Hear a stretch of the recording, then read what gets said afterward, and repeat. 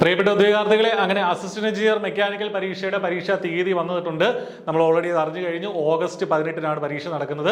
Universities in Kerala category number 276/2024 എന്നുള്ള category നമ്പറിലേക്കുള്ള പരീക്ഷയാണ് August 18-ന് നടക്കുന്നത്. അപ്പോൾ നമ്മുടെ മുന്നിലുള്ള ഏറ്റവും വലിയൊരു കൺഫ്യൂഷൻ ഈ സിലബസ് മാറുമോ എന്നുള്ളതായിരുന്നു. ഓഗസ്റ്റിലെ എക്സാം കലണ്ടർ PSC പബ്ലിഷ് ചെയ്തിട്ടുണ്ട്.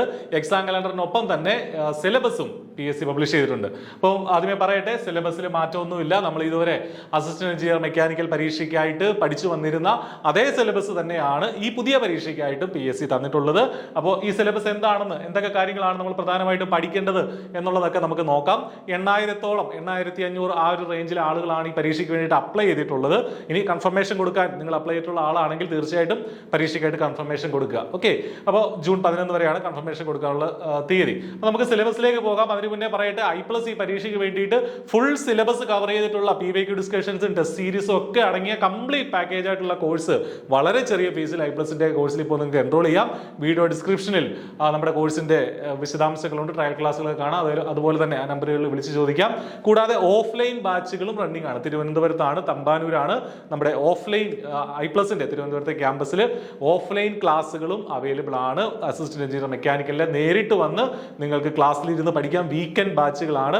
നിങ്ങളുടെ ജോലിയോടൊപ്പം തന്നെ നിങ്ങൾക്ക് ഈ ഒരു ബാച്ചിൽ മുന്നോട്ട് പോയിട്ട് കൃത്യമായിട്ട് പഠിച്ച് നല്ല റാങ്ക് നേടി ജോലി നേടാനായിട്ട് സാധിക്കും. ഓക്കെ, അപ്പോൾ നമ്മൾ മൊഡ്യൂൾ 1 നോക്കുമ്പോൾ മെക്കാനിക്സ് ഓഫ് സോളിഡ്സ് അല്ലെങ്കിൽ സ്ട്രെങ്ത് ഓഫ് മെറ്റീരിയൽസ് 12 മാർക്കാണ് മൊഡ്യൂൾ 1-ലുള്ളത്. നമ്മൾ MOSൽ പഠിക്കുന്ന നോർമലിയുള്ള സ്ട്രെസ് ആൻഡ് സ്ട്രെയിൻ ഉൾപ്പെടെയുള്ള ബേസിൽ നിന്ന് തുടങ്ങി ഓയിലേഴ്സ് തിയറി ഓഫ് കോളംസ്, അതുപോലെ റങ്കൈൻസ് ഫോർമുല ഓഫ് ഷോർട്ട് കോളം തുടങ്ങിയ കാര്യങ്ങളെല്ലാം ഇതിനകത്ത് നമുക്ക് പഠിക്കാനായിട്ടുണ്ട്.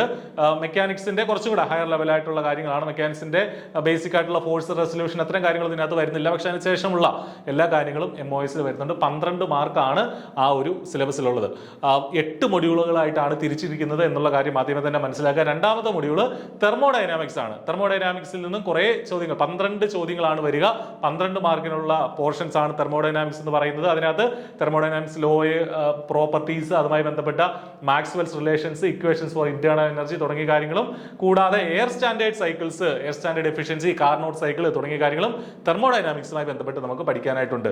ദെൻ ഫ്ലൂയിഡ് മെക്കാനിക്സ് ആൻഡ് മെഷീൻസിനകത്ത് നോക്കുകയാണെങ്കിൽ ഫ്ലൂയിഡ് പ്രോപ്പർട്ടിയും തുടങ്ങി Bernoulli's law, pressure measurement, Hagen Poiseuille flow, Darcy Weisbach equation തുടങ്ങിയ കാര്യങ്ങളും, അതുപോലെ തന്നെ ഇമ്പാക്ട് ഓഫ് ജെറ്റ് ഉൾപ്പെടെയുള്ള ടർബൈൻ, പമ്പ്, ഇത്തരം കാര്യങ്ങൾ നമുക്ക് ഇതിനകത്ത് പഠിക്കാനായിട്ടുണ്ട്. ദെൻ 4ാമത്തെ മൊഡ്യൂളിലേക്ക് വരുമ്പോൾ പമ്പിന്റെ എഫിഷ്യൻസി തുടങ്ങിയൊക്കെ ആ മൊഡ്യൂളുണ്ട്. 4ാമത്തെ module 12 mark metallurgy and material science ആണ്. അതും ഒരുപാടൊന്നും നമുക്ക് പഠിക്കാനില്ല. പക്ഷെ അത്യാവശ്യം വേണ്ട പ്രോപ്പർട്ടീസ് ഓഫ് മെറ്റീരിയൽസ്, അതിന്റെ TTT diagram, isothermal diagram, equilibrium diagram തുടങ്ങിയ കാര്യങ്ങളുണ്ട്. മില്ലർ ഇൻഡിസസ് ഉൾപ്പെടെയുള്ള കാര്യങ്ങളുണ്ട്. ഹീറ്റ് ട്രീറ്റ്മെന്റ് ഉണ്ട്. Properties of cast iron and steel തുടങ്ങിയ കാര്യങ്ങളും ഈ ഒരു ഭാഗത്ത് നിന്ന് പഠിക്കാനായിട്ടുണ്ട്. മൊഡ്യൂൾ 5 നോക്കുകയാണെങ്കിൽ തെർമൽ എഞ്ചിനീയറിംഗ് ആണ്.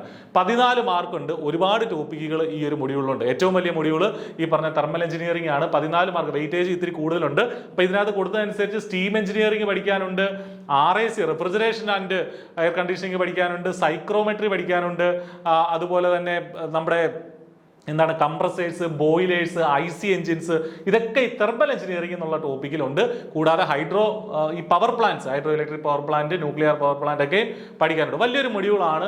14 മാർക്കുണ്ട്. പക്ഷെ നമുക്ക് നല്ലതായിട്ട് സ്കോർ ചെയ്യാൻ പറ്റുന്ന ഒരു ഏരിയ തന്നെയാണ്. അപ്പോൾ നിങ്ങൾ ഈ മാർക്ക് വെയിറ്റേജ് വെച്ച് വേണം പഠിക്കാനായിട്ട്. ഏതിനാണ് കൂടുതൽ വെയിറ്റേജ് ഉള്ളത്, കൂടുതൽ സമയം കൊടുക്കേണ്ടത് എന്നൊക്കെ നോക്കുക. ഏതാണ്ട് ഒരേ ഡിസ്ട്രിബ്യൂഷനൊക്കെ തന്നെയാണ്.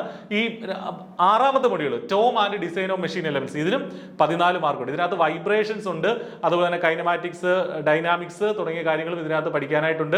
കൈനമാറ്റിക് പെയർ, അത്തരം കാര്യങ്ങൾ, ഡിഗ്രി ഓഫ് ഫ്രീഡം. പിന്നീട് ഏറ്റവും അവസാനമായിട്ട് failure theories, design of for static and dynamic loading തുടങ്ങിയ കാര്യങ്ങളും ഈ ഒരു ഭാഗത്ത് നിന്ന് 14 മാർക്കിൻ്റെതായിട്ട് നമുക്ക് പഠിക്കാനുണ്ട്. ഷാഫ്റ്റുകൾ എല്ലാം ഉണ്ട്, ക്ലച്ചുകൾ.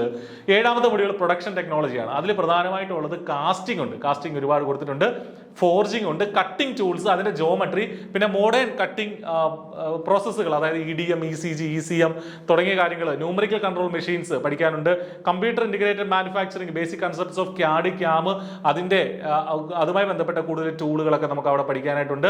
Then industrial engineering and management ആണ് അവസാനത്തെ മൊഡ്യൂൾ. 12 മാർക്കാണ് ഇൻഡസ്ട്രിയൽ എഞ്ചിനീയറിംഗ് എന്നുള്ളത്. ഇത് വലിയ വാസ്റ്റ് ആയിട്ടൊന്നും പോയിട്ടില്ല, വളരെ സ്പെസിഫിക് ആയിട്ട് പറഞ്ഞിട്ടുണ്ട്. മാനേജ്മെന്റ് പഠിക്കാനുണ്ട്.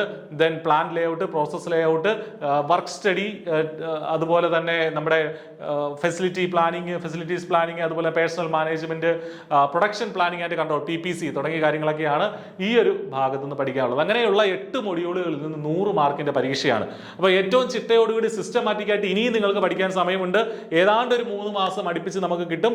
സിസ്റ്റമാറ്റിക് ആയിട്ട് ചിട്ടയോടെ പഠിച്ചാൽ ഇനിയും നിങ്ങൾക്ക് മികച്ച റാങ്കിലേക്ക് പോകാനുള്ള അവസരമുണ്ട്.